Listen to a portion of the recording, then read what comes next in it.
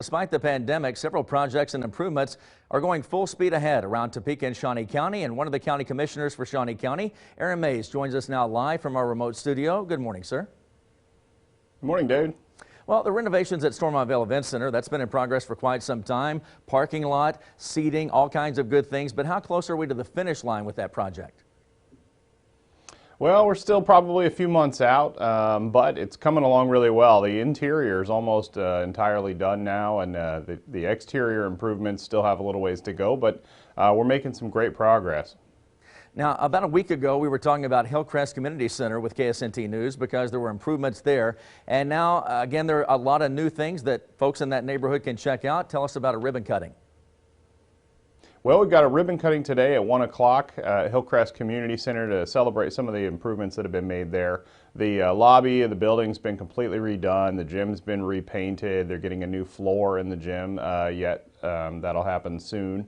The facade of the building's been redone. It's going to be a great asset to that neighborhood to go along with all the other improvements that have been made in that park. Now, if somebody really wants something done in their own neighborhood, how can they make their voices known? Because do you take these, at random? Or are you trying to go where you don't repeat in a certain neighborhood over a given amount of time? How does all that work? Well, a lot of the community centers in Topeka were built around the same time, and so there's kind of a plan right now to go around and redo maybe one a year, and some of those older ones. There are some that get used more than others, and so they're looking at probably doing Oakland Community Center next, and then there are a couple others that they're looking at doing in the near future as well. If you think that you've got a community center that needs to be renovated, I think you could probably contact your county commissioner or Parks and Rec. Now, it always seems like there's road construction, especially this time of the year, and you're probably trying to wrap up some projects. What is it you want to talk about on the 29th Street project? Well, it looks like that project's going to be substantially complete on November 23rd is what I've been told. That's the final date, so hopefully it'll be done a little bit early. But I drove out there just the other day, and it's looking like it's almost done right now. So I know there's a little bit yet to be done with a retaining wall and some other things, but it's getting pretty close, and it'll be great for the folks in Aquarian Acres. Will have better access to the lake. As well as the traffic moving through.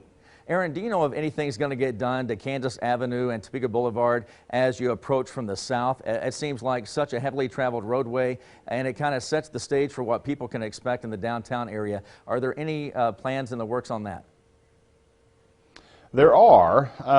There is a group that I'm a part of that's working to beautify South Topeka Boulevard. As it is kind of a gateway to the city. As people come from the turnpike, they get off there usually and head downtown. And it is in desperate need of some help right now. So no big announcements just yet on what's going to happen, but I know that there are some things in the works. Now, how pleased are you with the Parks and Rec event at Ward Mead Park in Old Prairie Town? We touched on that last week, but that's kind of a special thing since a few events were canceled.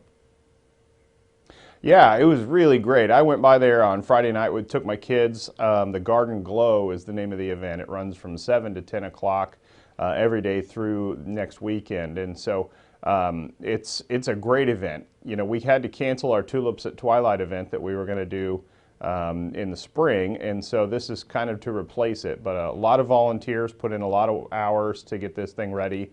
It is a fundraiser for the Parks for All Foundation. And it's a lot of fun for the whole family. Aaron, thank you so much for your time this morning and for the information. We wish you well. And for more on what's happening in South Topeka and on the far east side, you can join Aaron LaRoe at 7 as the conversation continues on Fox 43 AM Live.